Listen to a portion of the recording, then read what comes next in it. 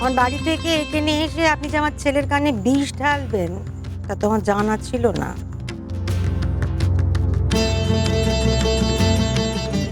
না না, আমি এখানে আপনি এখানে কি করতে এসেছেন তা তো আমার জানার কথা না। কিন্তু আপনাকে তো আর বিশ্বাস করা যায় না। কি বিতান বাবু, আপনাকে বিশ্বাস করার আর কোনো কারণ আছে কি?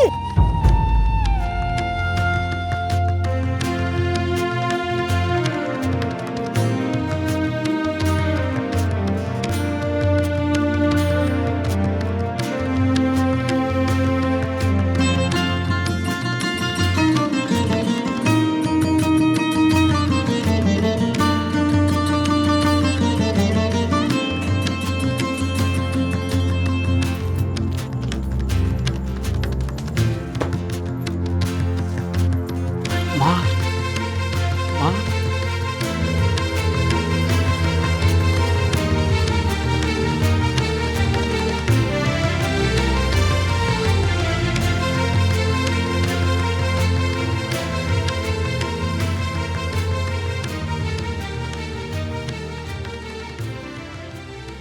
যেদিন আপনার বোনকে বাড়ি থেকে নিয়ে যাবেন না, সেদিন আপনাদের দেওয়া সব জিনিসপত্র নিয়ে যাবেন, শাড়ি গয়না সবকিছু। আমার সেই ৫৫,০০০-এর হার, সেটা তো বদ্দির কাছে রয়ে গেছে। বদ্দি যদি বদ্দির গয়নাগাটির সাথে ওটা ফেরত নিয়ে চলে যায়, আমার কি হবে? না না, ওটা আমি নিতে দেবো না। আমার বর কত ভালোবেসে ওটা আমার জন্য এনেছিল, ওটা কিছুতেই হাতছাড়া করবো না, কিছুতেই না।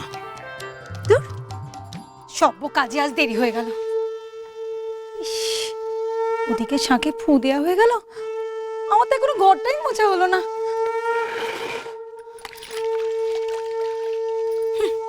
এই বাড়িতে তো সব এখন উল্টো নিয়ম চলছে, দোষ করছে একজন, তার জন্য শাস্তি পাচ্ছে আরেকজন। কি সব নিয়ম! নিচে কথা বললো দাদা, তার শাস্তিটা কে পাবে? তা না বোন। যত সব। হ্যাঁ, বদ্দি নিশ্চয়ই হারটা বিয়ে বাড়ি নিয়ে গেছিল, তার মানে এই ব্যাগটাতেই আছে।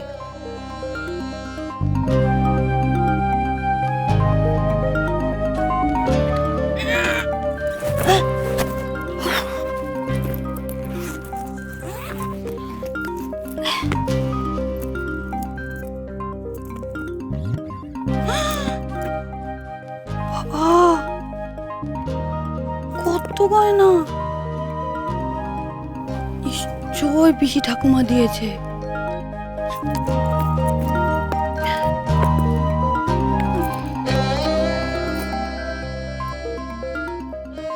সব কটা হাওয়া করে দি। না, বেশি লোক ভালো না, নিজেরটাই খুঁজি।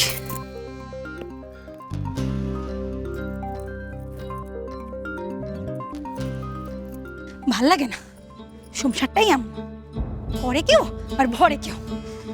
সবাই একেবারে বড় বৌদিকে তাড়ানোর জন্য উঠে পড়ে লেগেছে। কিন্তু বরদাদা বাবু, আহারে বেচারা বরদাদা বাবুর কথা তো কেউ ভাবছে না। এই তো আমার সাত রাজা তো হিরে মানিক রে, তুমি মাকে ছেড়ে কোথায় গেছিলে? হ্যাঁ, ঘরের ছেলে ঘরে ফিরে আয় বাপু।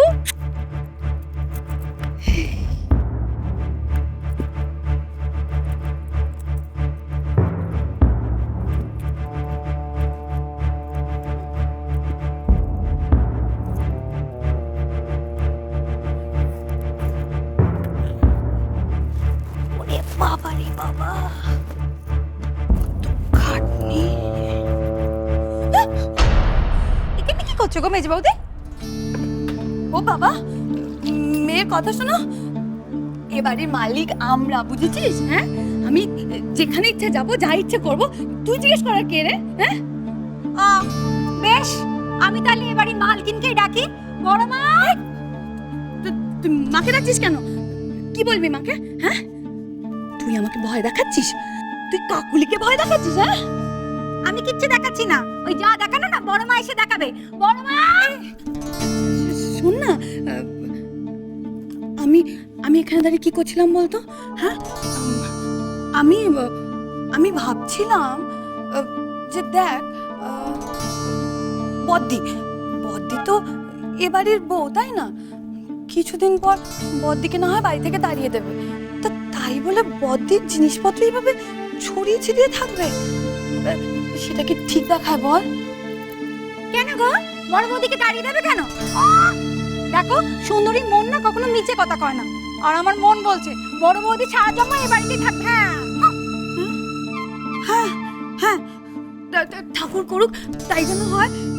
তুই একটা কাজ কর, এগুলো গুছিয়ে রাখ, আমি যাই। ঢং।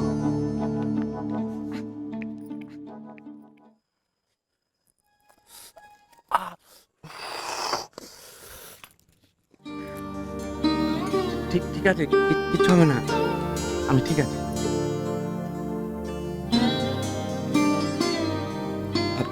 দেখো,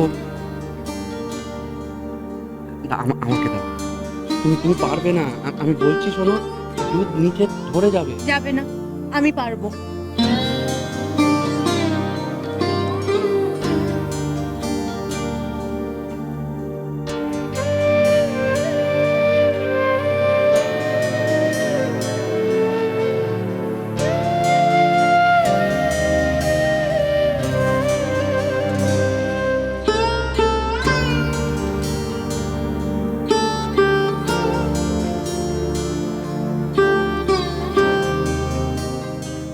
হাতে যখন ব্যথা, তখন এটা অন্য কাউকে দিলেই পারতে।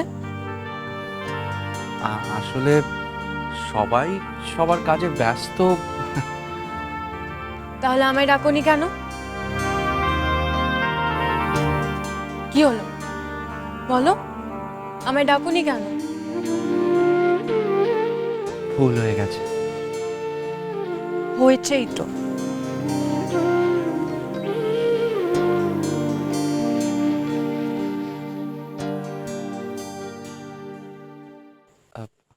উষসী, বলছিলাম যে তোমার খুব খারাপ লেগেছে, তাই না?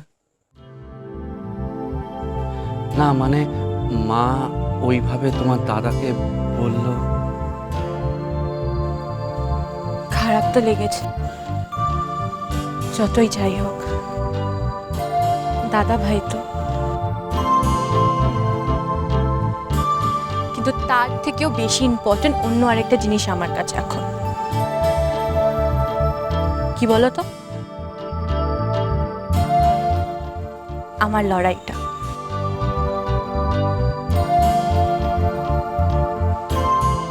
আমাদের লড়াই।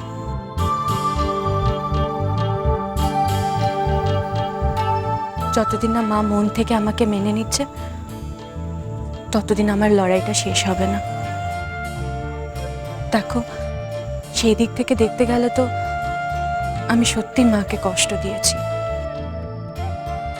মায়ের বিশ্বাসের মান রাখতে পারিনি। মায়ের দিক থেকে মা তো এসব কথা বলতেই পারে, কিন্তু তাই বলে আমায় তো পিছিয়ে এলে চলবে না। আমায় তো নিজেকে প্রমাণ করতে হবে। তুমিই তো শিখিয়েছিলে কখনো হাল ছাড়তে নেই, সেই শক্তি চেষ্টা করে যেতে হয়। মন থেকে সত্যি সত্যি খুব করে চেষ্টা করলে তবেই না জিলিপিতে ঠিকঠাক মিষ্টি হয়।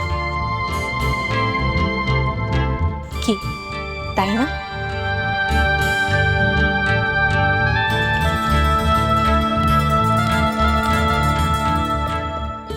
তুমি তো চেয়েছিলে যে সারা জীবন আমি এই মিষ্টির দোকানে বসে মিষ্টি বিক্রি করি।